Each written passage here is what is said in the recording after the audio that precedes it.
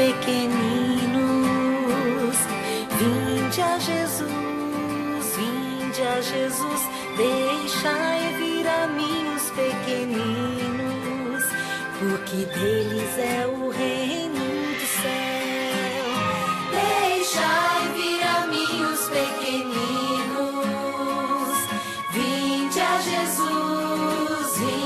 Jesus, deixai vir a mim os pequeninos, porque deles é o reino do céu.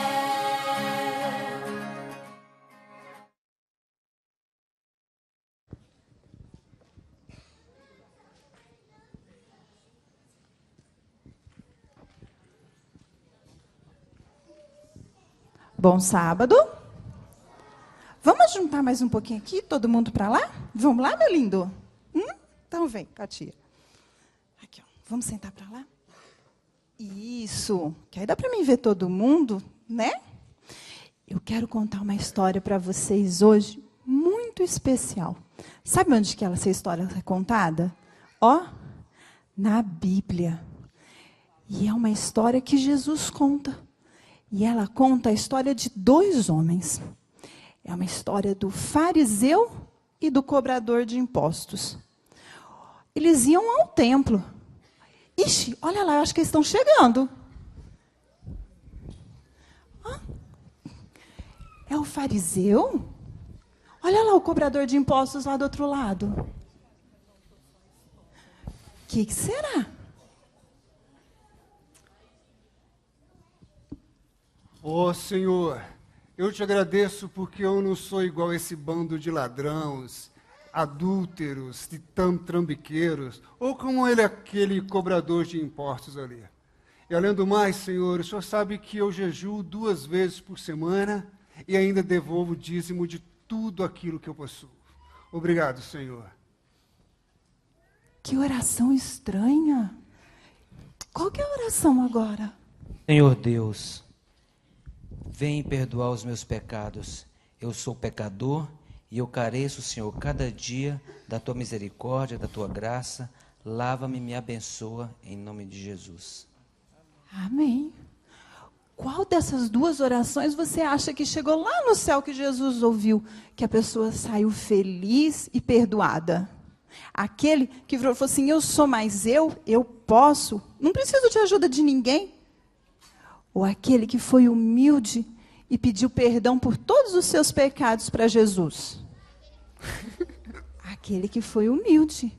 Quando a gente ajoelha e pede perdão pelos nossos pecados, e a gente sabe que a gente errou e a gente se arrepende, Papai do Céu nos perdoa a cada dia. Vamos aproveitar e fazer uma oração pedindo para o Papai do Céu estar sempre com a gente e perdoando os nossos pecados? Vamos? Então vamos. Então vamos todo mundo fechar o olhinho?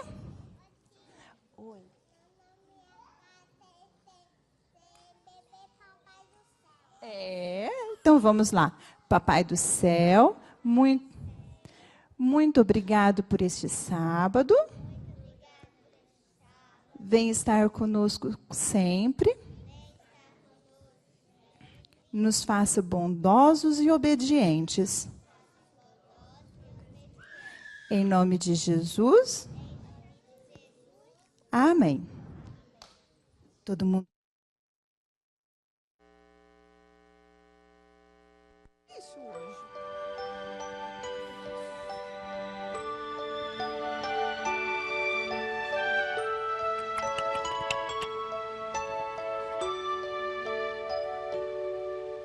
Sou tão pequenino, mas já posso entender que Jesus está neste lugar. Vou fechar minha boquinha, vou obedecer. Sei que Cristo vai me abençoar.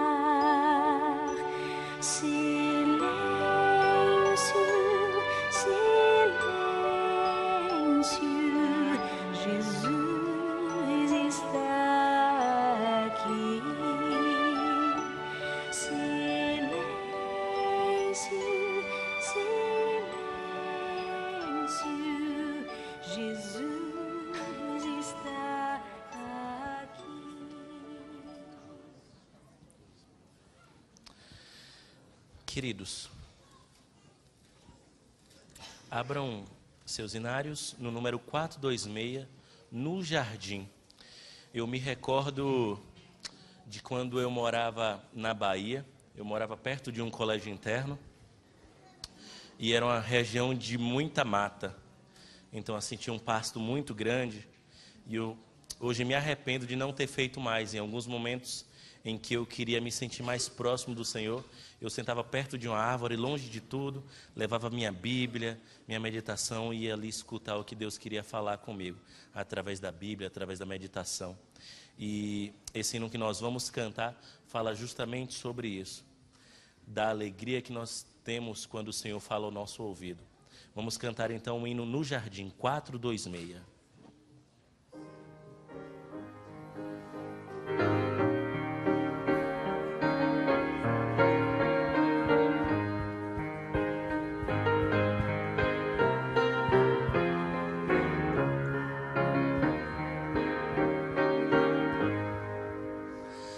Eu fui ao jardim bem a sós, aos primeiros raios celestes.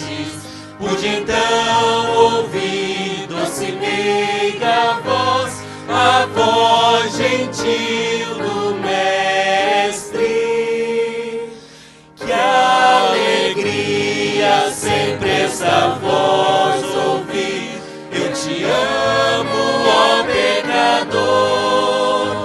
Mesmo a morte lá sobre a cruz sofri, para ser o teu Salvador. Ouvi sua voz divina em acentos muito suaves, que falava a mim com ternura igual a voz gentil das aves. Que alegria sempre esta voz ouvir, eu te amo, ó pecador.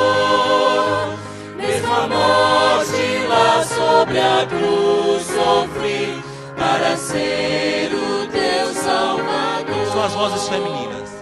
Eu fico a escutar sua voz na vibrante luta terrestre. Eu me vi tentar inimigo atrás, quão bom ouvir o Mestre. Que alegria. Que alegria sempre essa voz ouvir, eu te amo, ó pecador. Mesmo a morte lá sobre a cruz sofri, para ser o teu Salvador.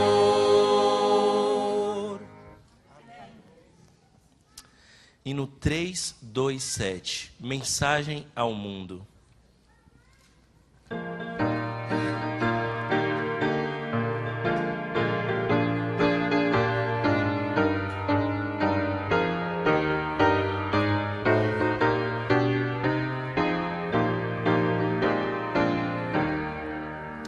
Vamos dar a mensagem ao mundo, proclamar a história da cruz, história de amor e graça, história de paz e luz, história de paz e luz. Pois Jesus, nosso Rei, em breve voltará, Rei dos Reis, Senhor. Virá seu reino de luz, fundar um reino de paz e amor. Os homens começam. Uma voz de advertência ao mundo deve ser o nosso cantar. As mulheres respondem. Um hino de fé que fale das bênçãos do amor sem par, das bênçãos do amor sem par. Toda a igreja.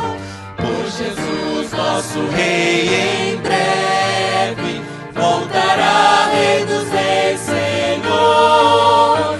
Virá seu reino de luz, fundar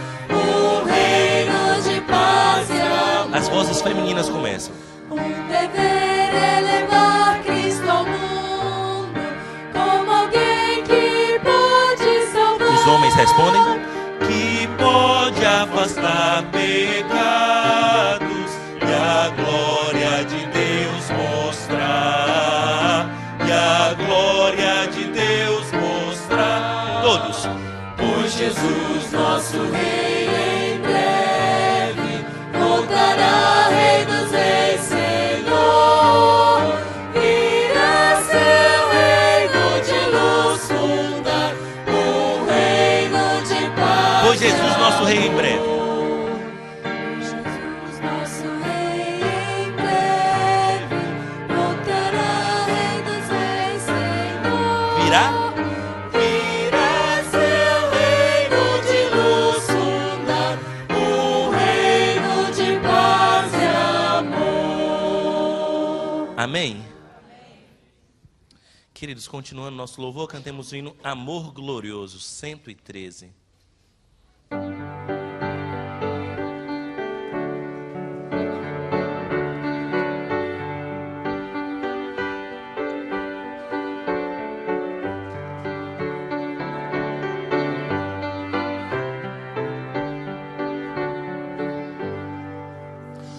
Buscou-me com ternura, Jesus, o bom pastor. Achou-me na miséria, salvou-me com amor.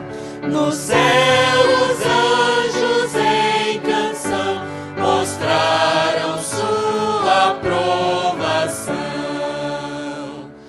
Oh, que amor glorioso, preço tão grandioso, que Jesus por mim na cruz pagou. Graça sem igual me resgatou. Ferido, abandonado, Jesus me socorreu. E segredo me achei-te, de agora em diante és meu. Tão meiga voz jamais ouvi, prazer maior jamais senti. Oh, que amor glorioso, preço tão grandioso, que Jesus por mim na cruz pagou. Graça sem igual me resgatou. As vozes masculinas começam. Jesus mostrou-me as chagas, em meu lugar sofreu. Coroa mais de espinhos, a cruz que As vozes femininas respondem.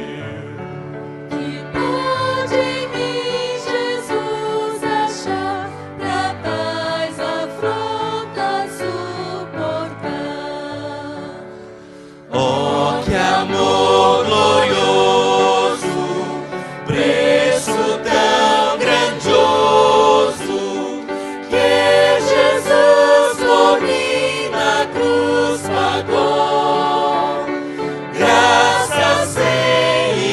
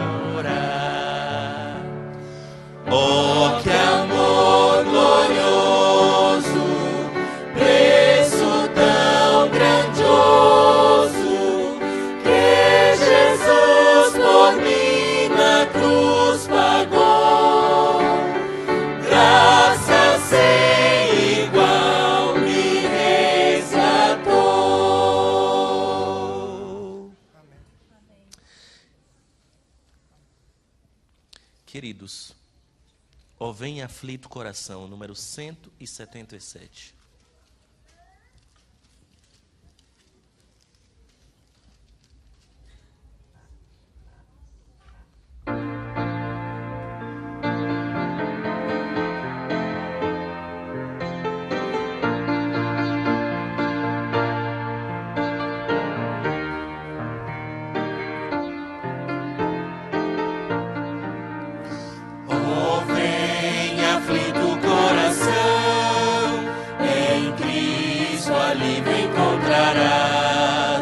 Consolo e paz em seu perdão, sim, dele tu receberás. Oh, vem sem demora ao Salvador, porque vacilar e ter temor. Oh, vem, vem já, descanso te dará.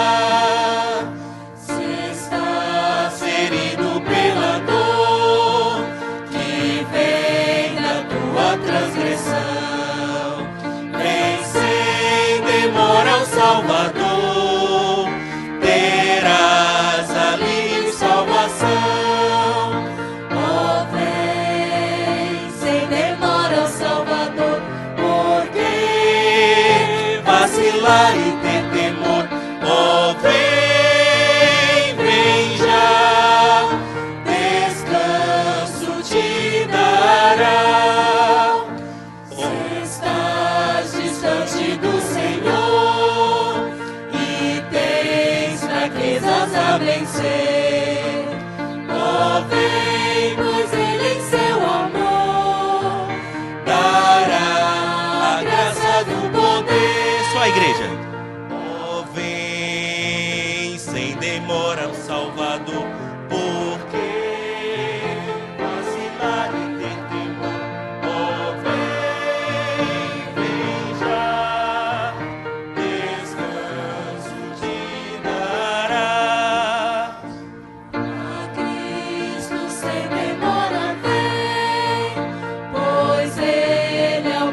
Te valer e sempre quer buscar também. Confia nele teu viver. Oh, vem sem demora ao Salvador, porque vacilar e ter temor. Oh, vem, vem já, descanso te dará.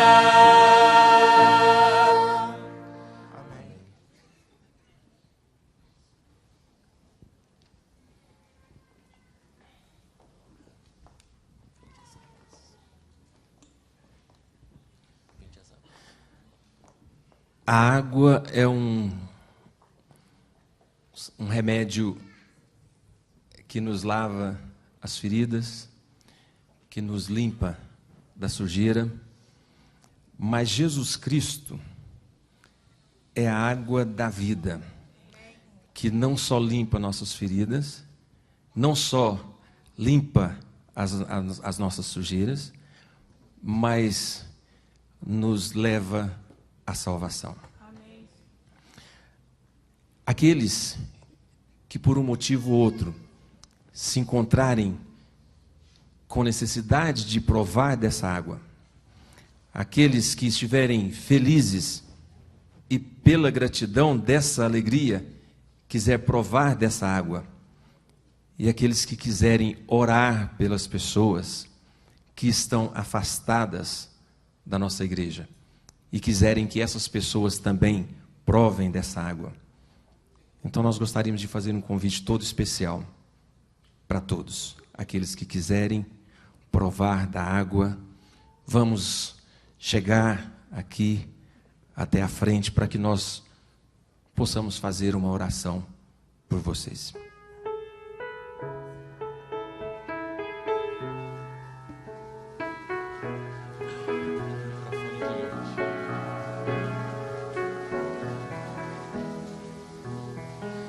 Todos vós que tendes sede, vinde às águas.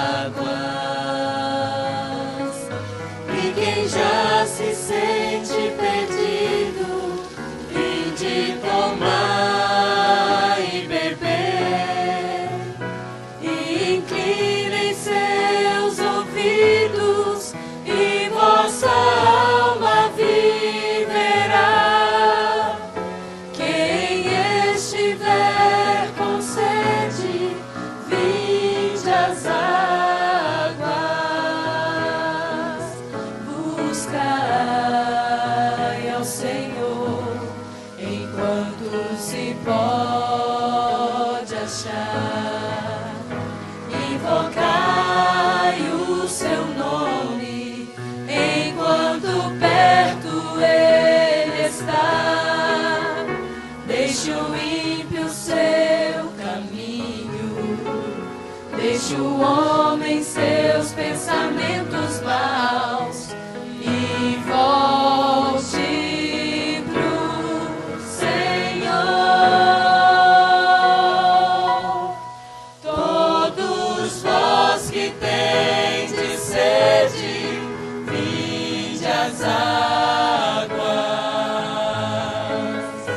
E quem já se sente perdido, vinde tomar e beber. Inclinem seus ouvidos e vossa alma viverá. Quem estiver com sede, vinde às águas.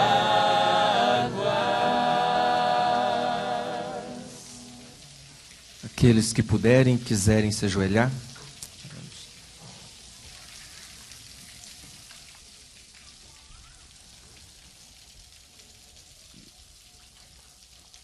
Grandioso Deus, eterno Pai que estás nos céus, não somos santos, não somos perfeitos, mas o contrário, somos cobertos de imperfeições.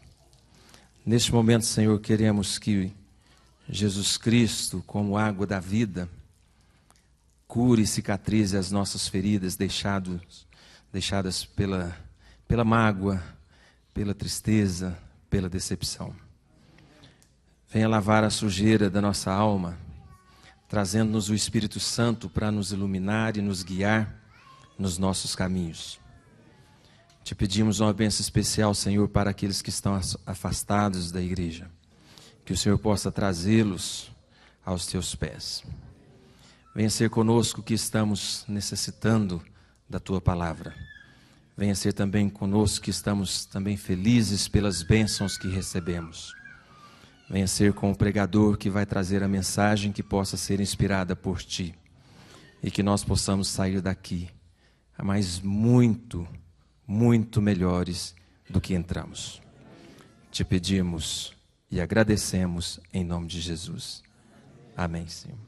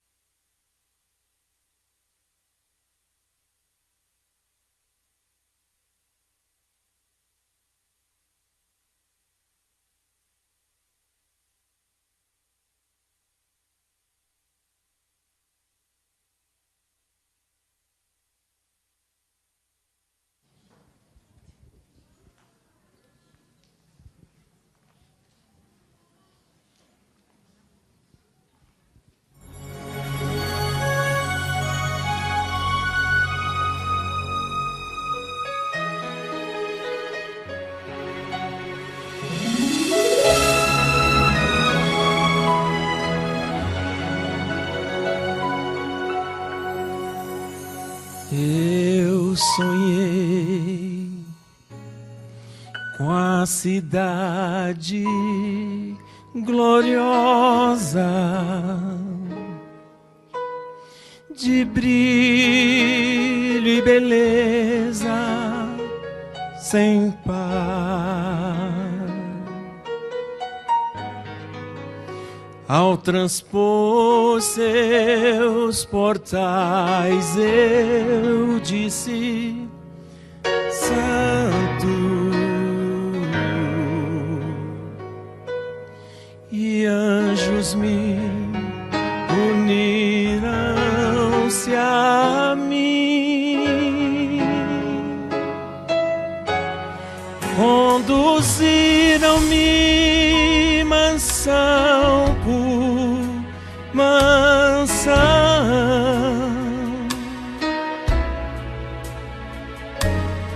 oh, maravilhas eu vi. Disse então: eu quero ver Cristo. Ele por nós na cruz morreu.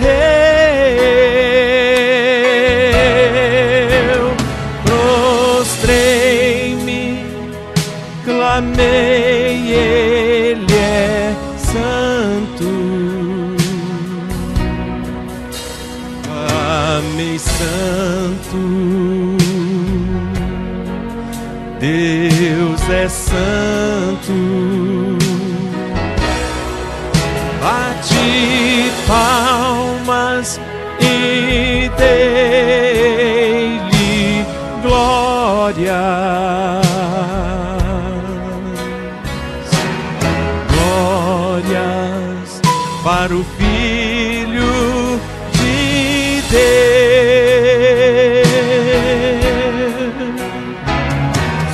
Glórias para o Filho de Deus.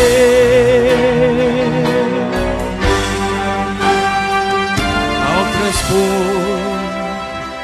os portais da cidade, meus amados e meus irmãos,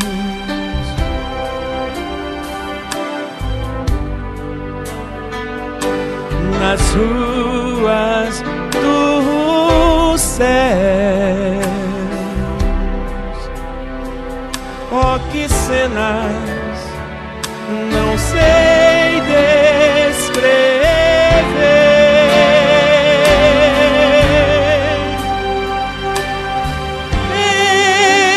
Eu vi Abraão, Jacó e Isaque.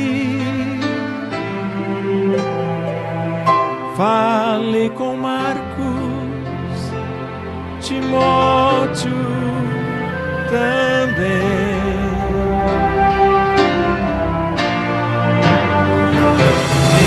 Então eu disse: Timóteo, eu quero ver Cristo, pois foi por mim que Ele morreu.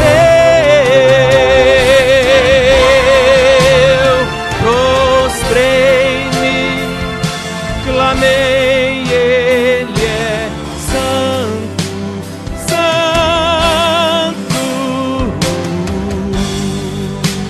santo.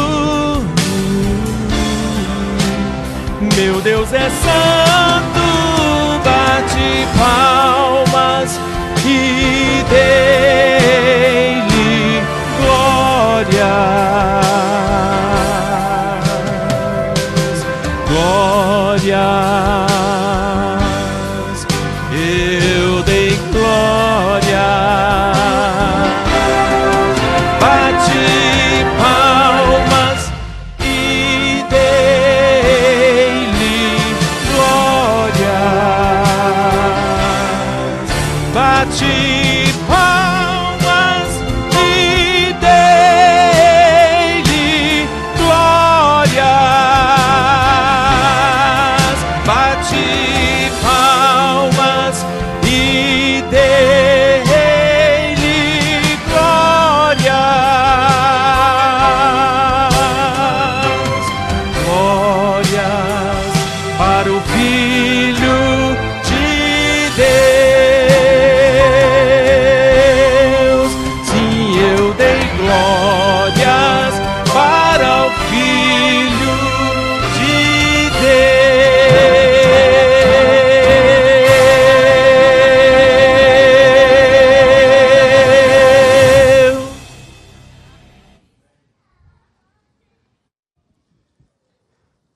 Querido, muito em breve chegará esse dia.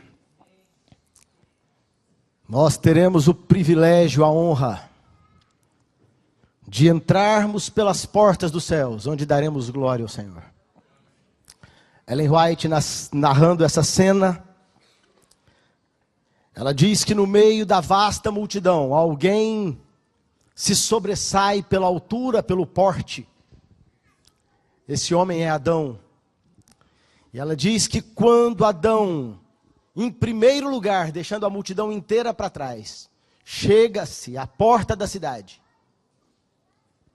E quando ele recebe a coroa na cabeça de Cristo, Adão retira a coroa, lança a coroa aos pés de Jesus e se inclina na presença do Senhor. Esse será um momento extraordinário. Cada um de nós, aqueles que quisermos, teremos a honra e o privilégio de estarmos ali. Nessa manhã, eu quero chamar a sua atenção para a região da Galileia, a região da Judéia nos dias de Cristo. É preciso nós nos lembrarmos que a Galileia, aquela região onde Jesus vem, nos dias de Cristo, aquele é um lugar de dor e de desesperança. Aquela região tinha pessoas vivendo com a mais variada natureza de problemas. Podemos até dizer que as características das pessoas estavam muito alinhadas com a geografia, o relevo do lugar. Havia ali muitas montanhas, muitas depressões, a vida das pessoas ali era assim. Talvez por essa razão existisse ali tantos cegos, tantos surdos, tantos endemoniados, tantos lunáticos, pessoas sem esperança. É preciso nós nos lembrarmos de que os judeus, naquele momento da história, ainda eram escravos, agora sob o jugo dos romanos. E se há um lugar onde a miséria pode ser sentida, esse lugar é justamente onde há a geografia da pobreza, o cerceamento das liberdades. Mas é exatamente para esse lugar que Deus resolve enviar o seu Filho. Eu gostaria de convidar você a abrir as Escrituras. No livro de Isaías, no capítulo 9, aqui tem um texto extraordinário.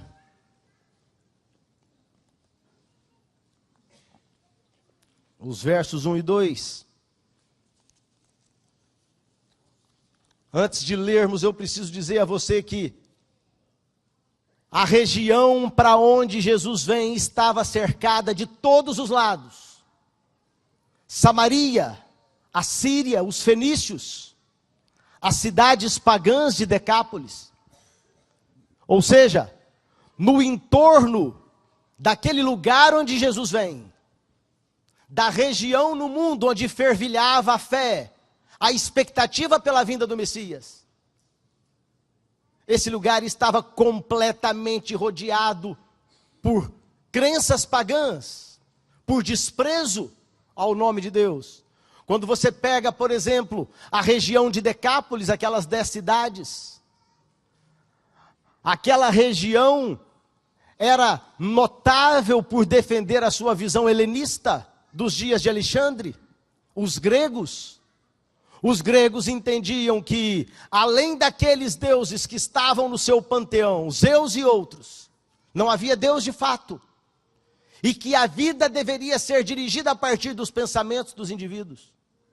É para esse lugar que Deus resolve enviar o seu Filho. Veja o que diz Isaías no capítulo 9, a partir do verso 1. Ele diz assim: mas a terra que foi angustiada, ou seja, a terra que estava em aflição, não será entenebrecida. Ou seja, a terra que está angustiada não permanecerá na escuridão. Ele desprezou nos primeiros tempos a terra de Zebulon e a terra de Naftali. Mas nos últimos dias a enobreceu junto ao caminho do mar, além do Jordão, a Galileia dos gentios. A palavra Galileia do hebraico significa círculo, Galil. Ou seja, havia um círculo no entorno da Galileia. E esse círculo era um círculo habitado por pessoas pagãs. Na Samaria havia o sincretismo religioso, diferentes fés. Mais ou menos o que a gente vive nos nossos dias. Quando você pergunta acerca de Deus, acerca da verdade que vem do Senhor, que emana da sua palavra, quantas respostas diferentes você ouvirá. Cristo vem exatamente para essa região, para sinalizar às pessoas o que era a fé genuína. É por essa razão que naquele momento o anjo aparece a Maria e diz a ela: salve, agraciada, o Senhor é contigo. Bendita és tu entre as mulheres. E então o anjo diz a ela que o Salvador do mundo nasceria do seu ventre, sendo ela ainda virgem. E ela indaga ao anjo: mas como pode ser isso? Eu não consigo compreender, eu sou ainda uma menina. Não mais que 14 anos tinha Maria. O anjo diz a ela: descerá sobre ti o Espírito Santo, a virtude do Altíssimo te cobrirá. Por isso, o ente que há de nascer de ti será santo e será chamado Filho do Altíssimo.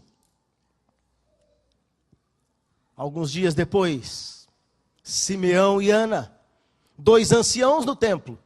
Quando você estuda, quando você lê o Evangelho de Lucas no capítulo 2, você encontra essa narrativa, essa história. Simeão havia recebido uma visão de Deus, e Deus havia prometido a ele que ele não morreria sem colocar os olhos no Filho de Deus. Então, José e Maria chegam com Cristo no templo. E depois que Simeão o vê, Simeão diz: esse de fato é luz, ele vai iluminar a vida. E ele diz mais, ele diz: esse Cristo é posto, esse menino, ele é posto com um objetivo, para a queda de muitos e para a elevação de outros. Ou seja, o que esse texto está nos dizendo através de Simeão, que viu Jesus ainda uma criança, é que dependendo da forma como nós consideremos e vivamos em relação àquela criança de Belém, isso decidirá de que lado nós estaremos. Se estaremos entre aqueles que glorificarão a Ele ou não. A luta, a batalha dos séculos, é uma batalha pela posse da mente. Essa é a batalha, é aqui que se trava a guerra. As nossas escolhas. Esse Cristo, que nasceu para erguimento ou para queda, enquanto esteve entre nós, ele realizou algumas obras extraordinárias. Nessa manhã eu quero considerar com você um dos episódios mais intrigantes da vida de Cristo. Um dos diálogos que, por mais que eu tenha estudado, eu preciso dizer a você que eu ainda não consigo compreendê-lo completamente. Abra a sua Bíblia no Evangelho de Marcos, no capítulo 5.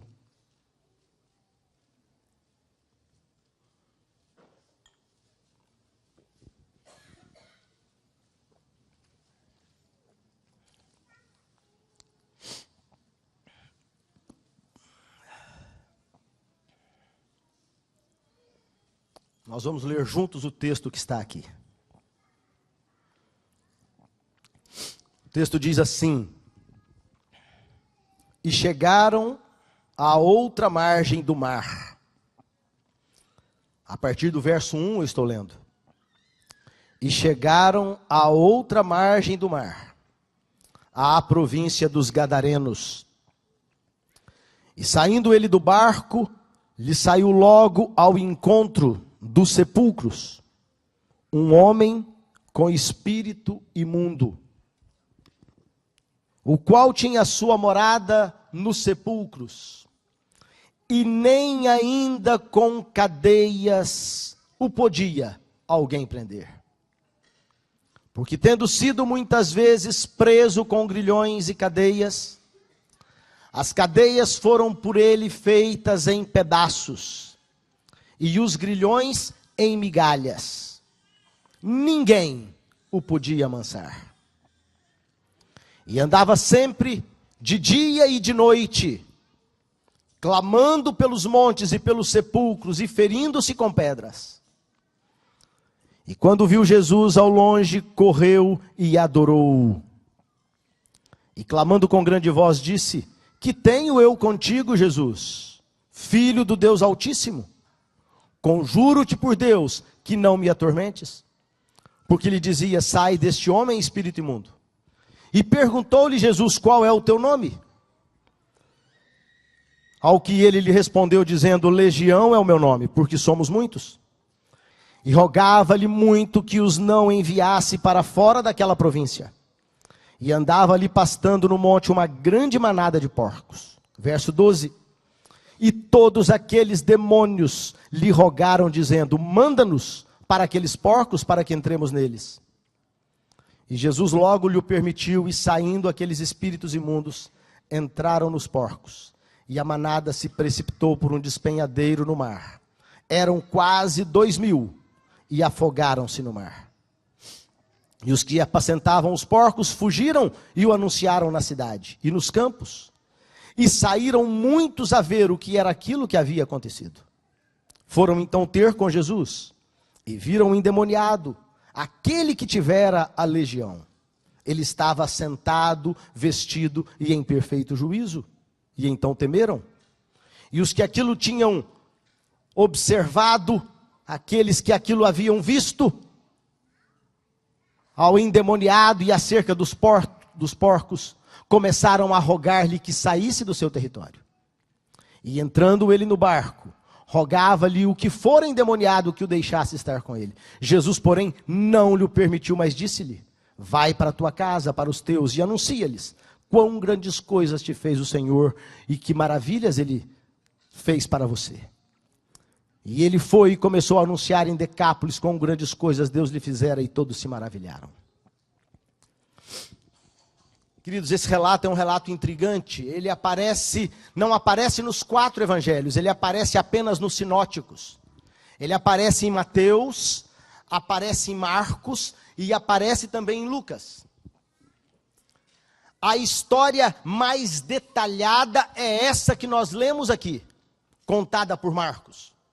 Mas embora ela seja a mais detalhada das histórias, ela não é completa.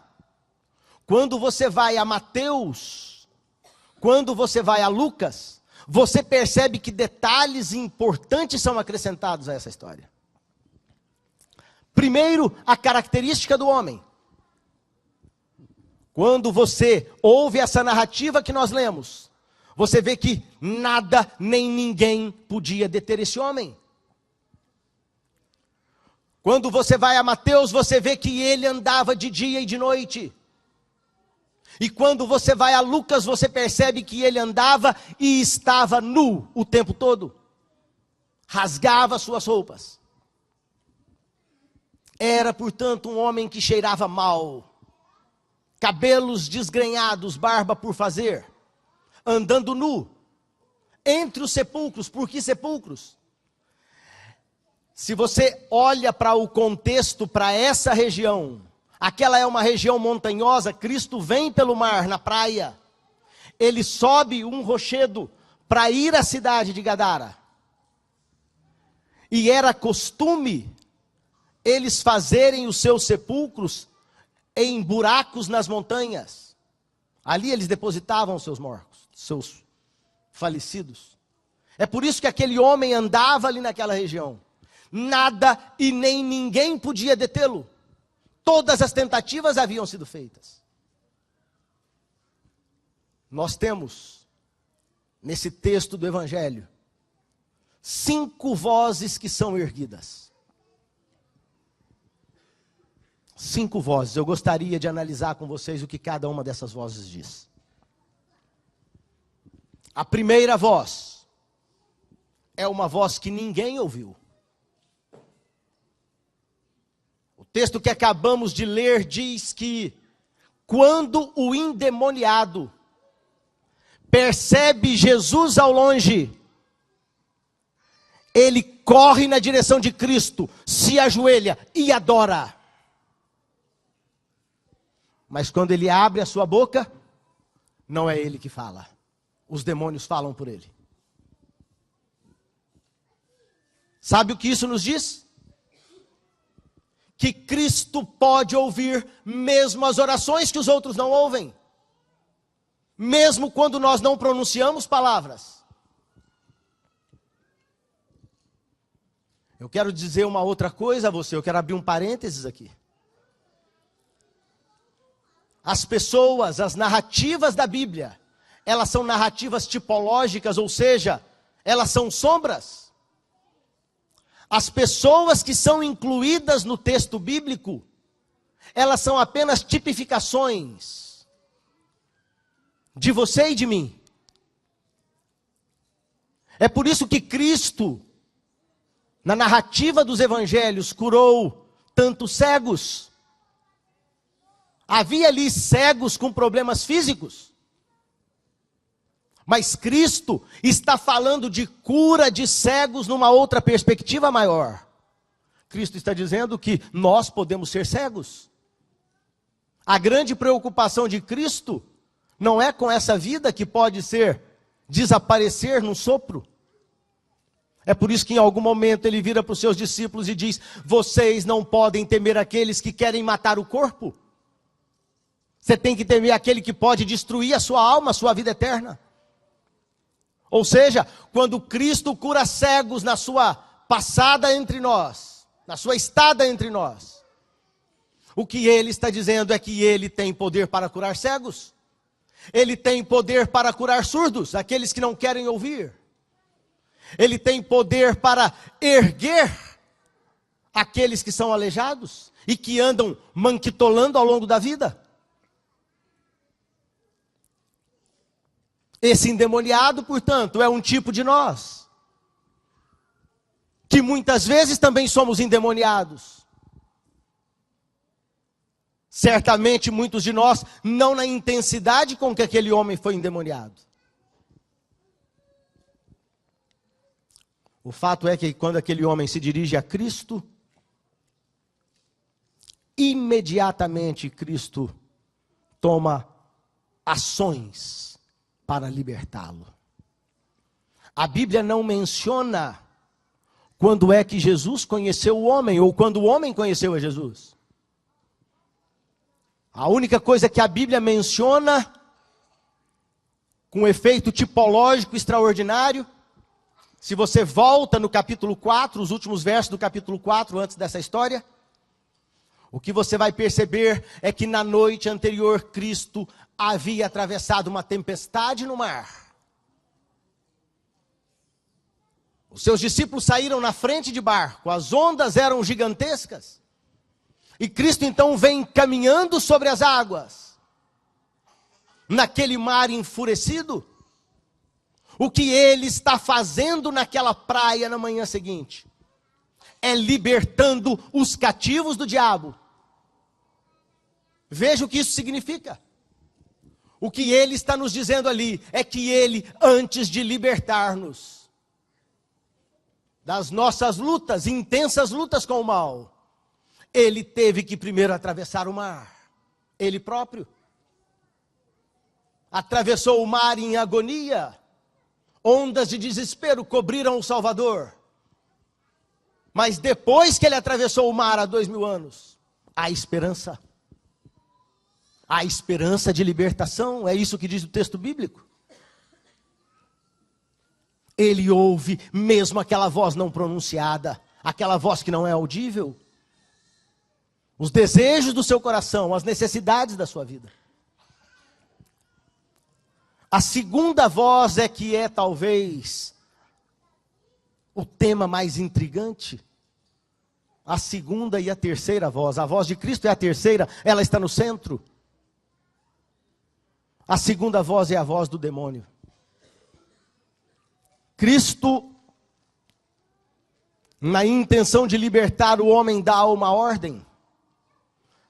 Mas os demônios dizem a ele: Senhor, não nos atormentes. Isso nos diz muito. Isso nos diz que os anjos caídos sabem quem ele é, sabem o poder que ele tem, a autoridade com que ele rege o universo inteiro. Eles o consideram Senhor. Eles sabem que ele tem absoluta autoridade sobre eles. Se você vai a Mateus, Marcos não diz isso, mas Mateus diz que os demônios se viram para Jesus e dizem assim: vieste atormentar-nos antes do tempo. Extraordinário. A essa pergunta Cristo não responde. Os demônios perguntam e não há uma resposta de Deus.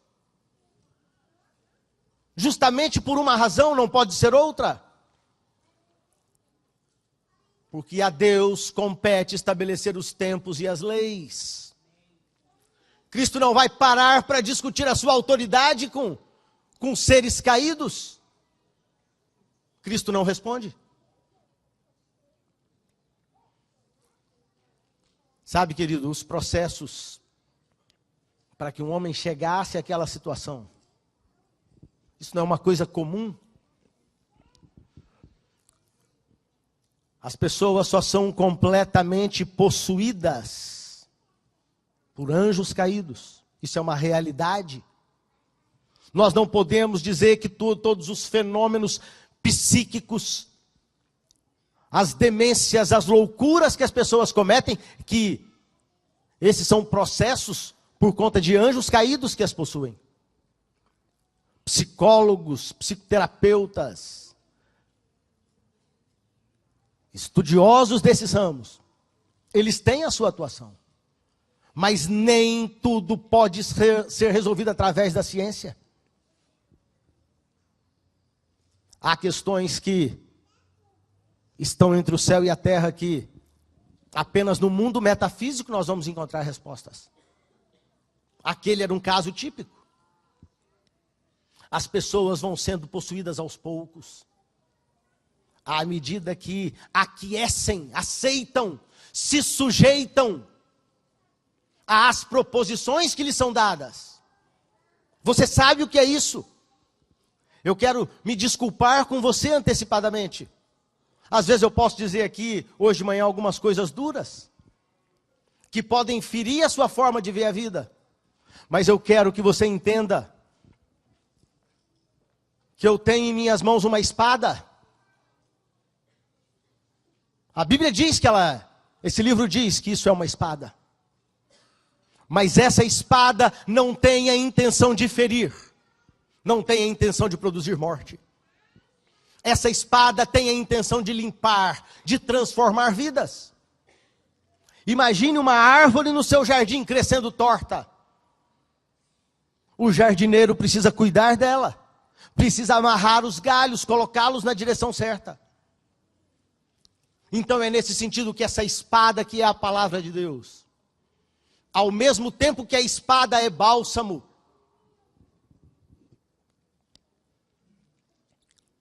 processos de demonização. Quando às vezes nós estamos em casa, no trabalho, na rua, e nós recebemos sugestões.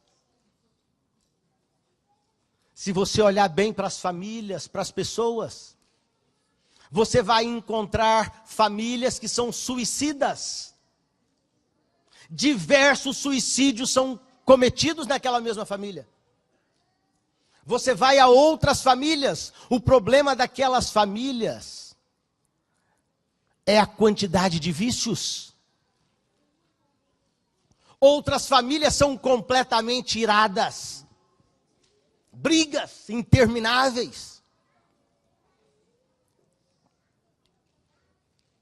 Lutero dizia, escreveu isso, que os passarinhos podem voar sobre a nossa cabeça, mas eles não podem fazer ninhos. Ou seja, nós somos tentados, são colocadas diante de nós circunstâncias, possibilidades, propostas de dois tipos. As crianças sabem disso. Os desenhos animados, vozes que sugerem: faça isso, faça aquilo. Mas essas vozes não tomam decisões por nós. As decisões são nossas. Às vezes houve um desentendimento na casa, o marido e a mulher. E naquela noite eles vão para a cama. As camas têm 1,40 m, 1,60 m, 2 metros de largura. Se fosse possível, por causa da mágoa, um ficaria no limite, num extremo, e o outro no outro limite. Antes de dormir, às vezes você ouve vozes que convidam você: volte atrás. Por que passar uma noite inteira no frio, na distância? Essa é a voz de Deus, é um convite à unidade, à pacificação, à harmonia. Bem-aventurados, dizia Cristo, são os pacificadores, porque eles serão chamados filhos de Deus. Mas imediatamente nós ouvimos outras vozes. Como você poderá perdoar aquilo que ela te fez, aquilo que ele te fez? E queridos, por conta de ouvirmos essas ideias, essas proposições do mal, há casais que passam semanas, meses sem se falarem. O que eles estão fazendo em última análise? Estão sendo possuídos por demônios. O limite da possessão é quando o demônio elimina a sua opção de escolha. E aí ele toma posse da sua mente. Alguns são assassinos. Eu ouvi uma reportagem outro dia daquele rapaz, o maníaco do parque. Está na cadeia, preso. Aproxima-se o tempo da sua libertação. E um repórter foi lá conversar com ele. Sabe o que o rapaz dizia nessa entrevista? Ele diz: eu tinha um desejo. Meu desejo não era um desejo sexual, mas eu ouvia vozes que me estimulavam. Eu queria morder a carne. Eu queria conhecer o gosto da carne e do sangue na minha boca. Se você quiser ouvir isso, entre na internet e procure essa entrevista. Isso está disponível. Que vozes nós ouvimos? Vozes da imoralidade, às vezes. Quando nós abrimos a tela do nosso computador, navegamos em muitos endereços que são perniciosos para a nossa vida. E aqui nós poderíamos estabelecer uma série dessas coisas. Há pessoas que são possuídas por desejos de maledicência. Estabelecer grupos separatistas na igreja, em casa, no trabalho. Ouça bem, preste atenção nas vozes que estão falando à sua mente. Cristo continua dizendo, se vira para os demônios e pergunta: qual é o seu nome? A resposta é intrigante. Eles dizem: o nosso nome é Legião. Por que é que eles dizem isso? Legião não é nome de ninguém. Legião era uma força agregada do exército romano. Era um batalhão de 6.000 homens aproximadamente. Ou seja, Por essa passagem das Escrituras, nós percebemos que os anjos caídos não precisam de muito espaço. A mente de um homem possuía 6.000 deles, com as suas diferentes tendências pecaminosas e sugestões malignas.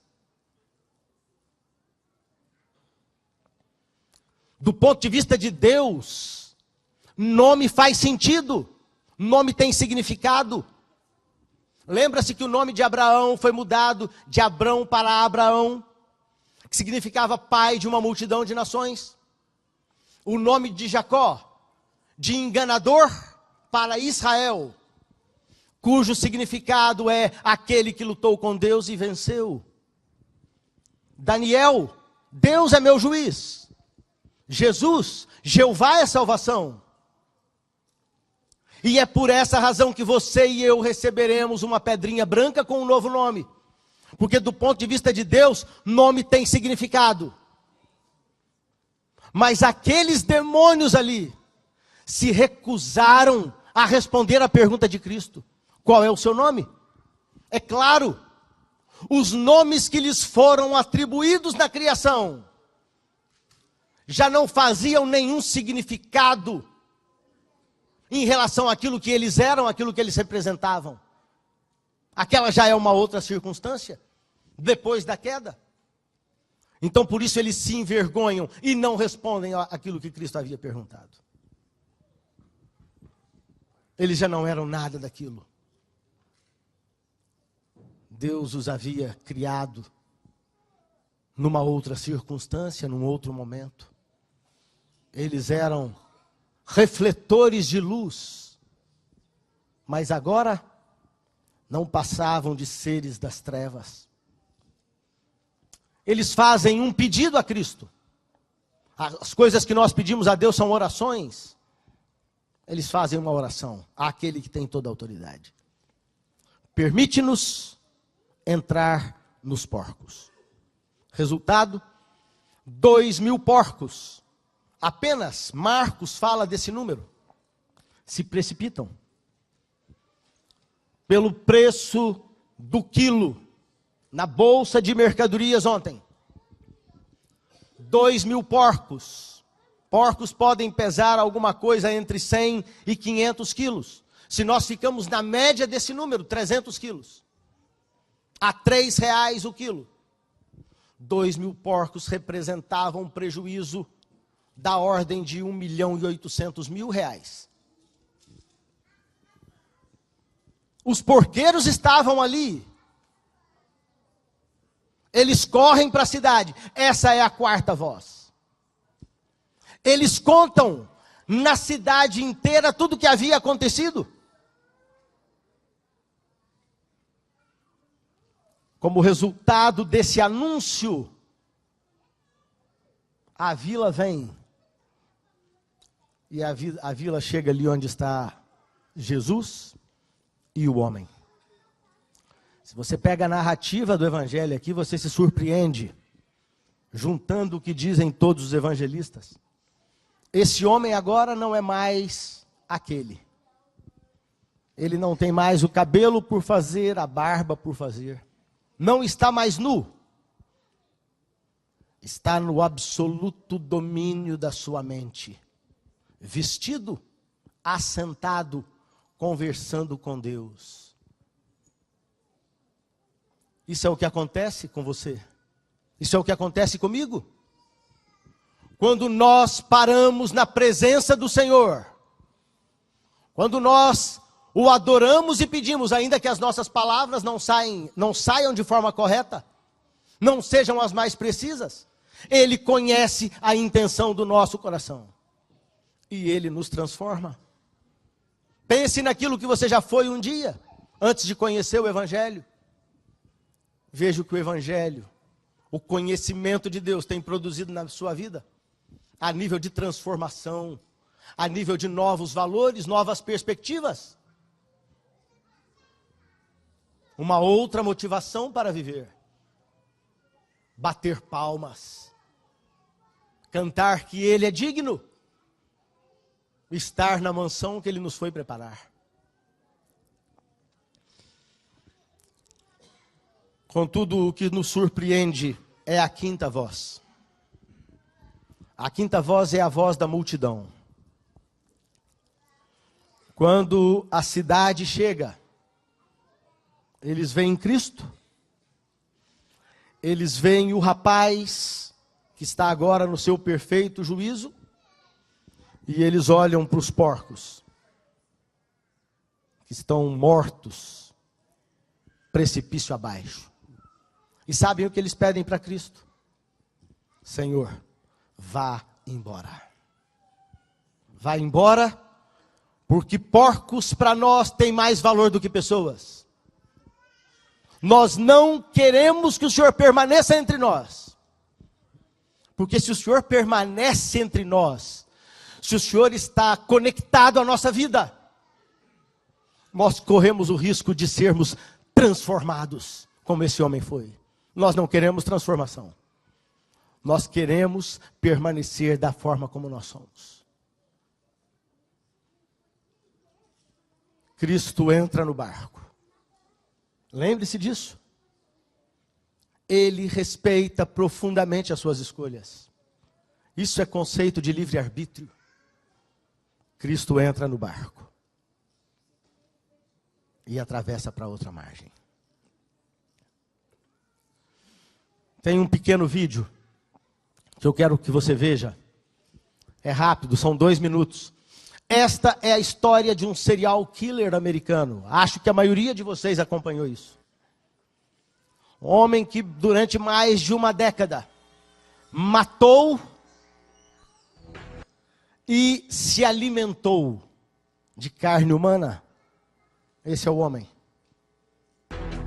Jeffrey Dahmer brutally murdered 17 young men and boys. Once it happened the first time, it just seemed like it had control of my life from there on in. His killing spree lasted more than a decade, and the horror didn't stop at murder. Was there something sexual in the dismemberment of the bodies for you? Yes, there was a sexual part to that. Why the cannibalism? How could a seemingly normal Midwestern boy grow up to commit such terrible crimes? I believe the lie that evolution is truth, the whole theory cheapens life.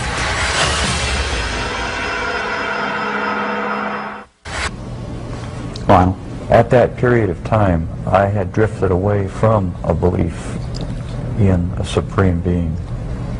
And I never, as a result, passed along the feeling that we are all accountable in the end. He owns us. And that basic concept is very fundamental to all of us. You feel that the absence, at least for a while, of a strong religious faith and belief for some years may have prevented you from instilling some of that in Jeff. That's right. Is that how you feel? Yes, I think I had a big part to do with it. I mean, if a person doesn't think that there is a God to be accountable to, then what's the point of trying to modify your behavior to keep it within acceptable ranges? That's how I thought anyway.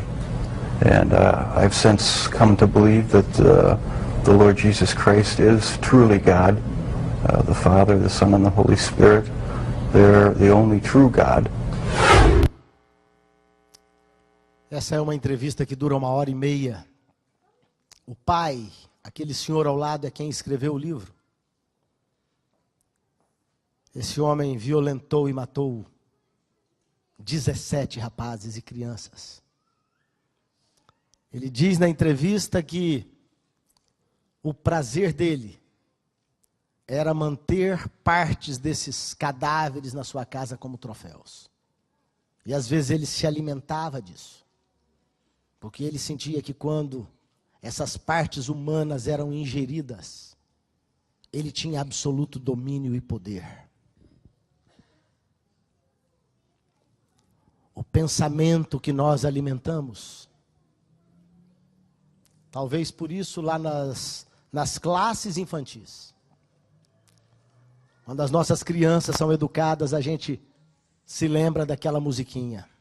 Cuidado, olhinho com o que vê. ouvido com o que ouve,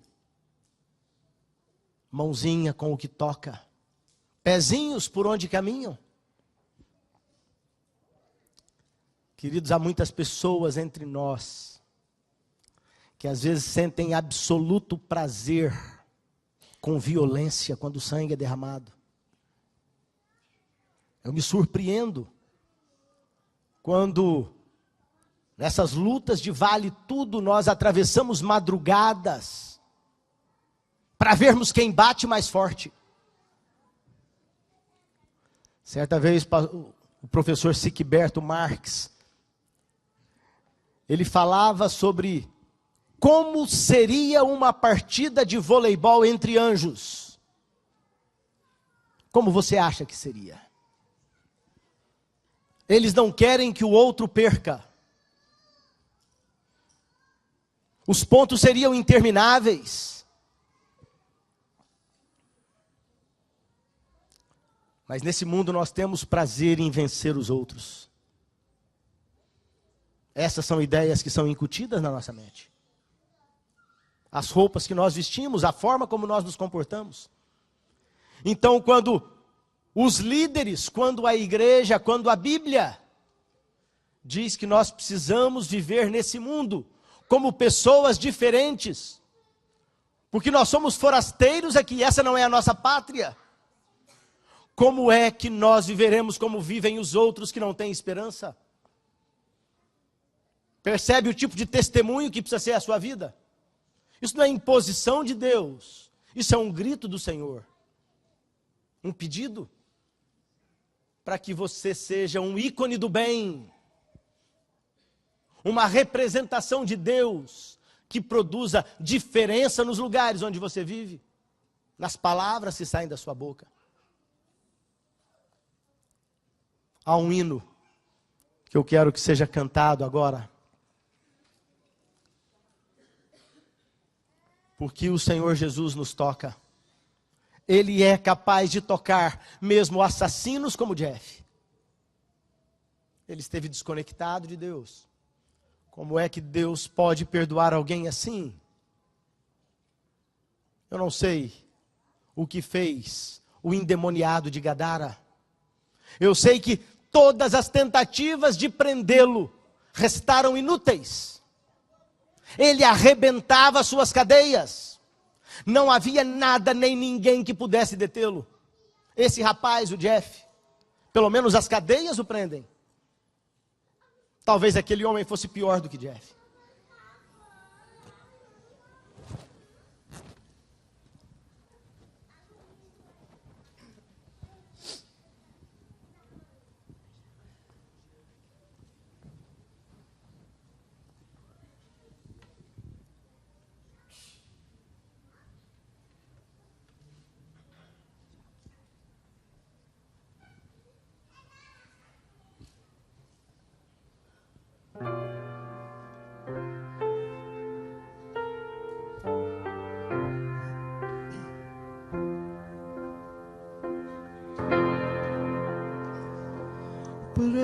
Preso por imenso fardo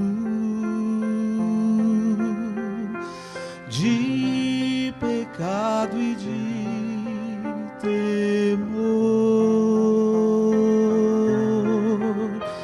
foi que Cristo então tocou-me e assim não sou mais tal pecador.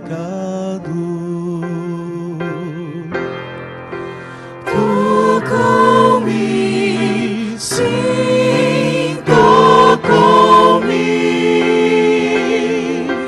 Oh, quanta paz no coração.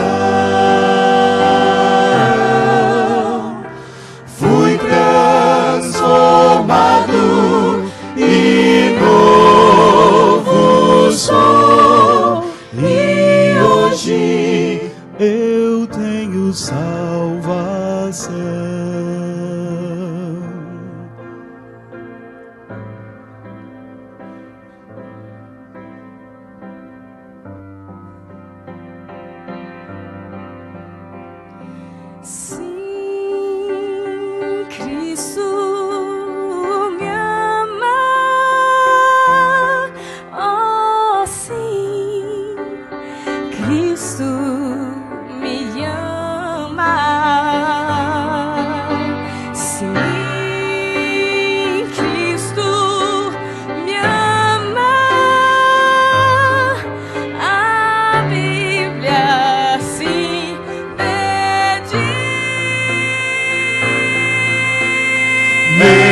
Jesus comigo está, e afinal me levará para o lindo céu de luz, pois me resgatou na cruz.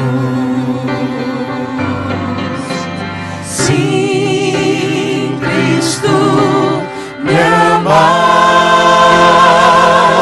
Sim, Cristo me ama. Sim, Cristo me ama. A Bíblia assim me diz. Sim, Cristo me ama. Sim, Cristo me ama. Sim, Cristo me ama. A Bíblia assim me diz. Tocou, sim, tocou-me. Oh, quanta paz no coração. Fui transformado e novo sou. E hoje eu tenho salvação. Cristo me ama. A Bíblia assim me diz. Amém. Eu não quero que você saia daqui essa manhã sem duas certezas. A primeira certeza é de que Ele atravessou o cosmos e veio à nossa praia. Havia um objetivo no coração de Deus: resgatar-nos. Lembre-se, o centro da batalha é a sua mente, as suas escolhas. No final do episódio, a gente se surpreende o tempo todo com Jesus. Aquele que ele vem para resgatar, para libertar, pede a ele: Senhor, eu quero ir contigo, quero fazer parte desse grupo. Cristo diz para ele: não. Volte para sua casa. Vá contar aos seus as coisas que Deus fez por você. Querido, imagine, depois de expulsarmos demônios de um homem perigoso como aquele, dar a ele um cargo de pastor da igreja, um pregador itinerante do evangelho, como Cristo fez. Cristo confia no seu potencial. Ele está disposto a fazer de você um ganhador de almas. Ele quer que você participe do exército da fé. Interessante o resultado do trabalho desse homem na região de Decápolis, na região dos incrédulos. Quando mais tarde os discípulos foram àquela região, a tocha do evangelho já havia brilhado naquele lugar. Aquele homem, o ex-endemoniado, a Bíblia não cita o nome dele, ele estava ali, anunciando de que lado ele estava em relação àquela criança de Belém. Ele não queria experimentar a queda, ele queria ser elevado. Essa é uma decisão sua.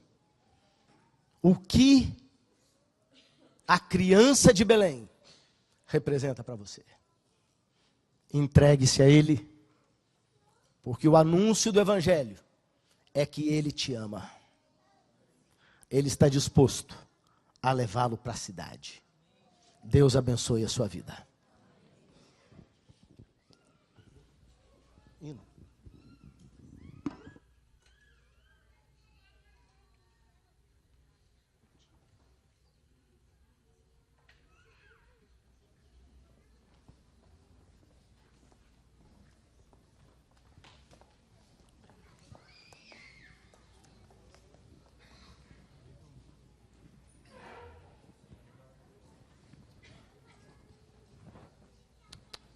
Depois de uma mensagem tão inspiradora, vamos encerrar o nosso culto cantando o hino 278, Tal Qual Estou.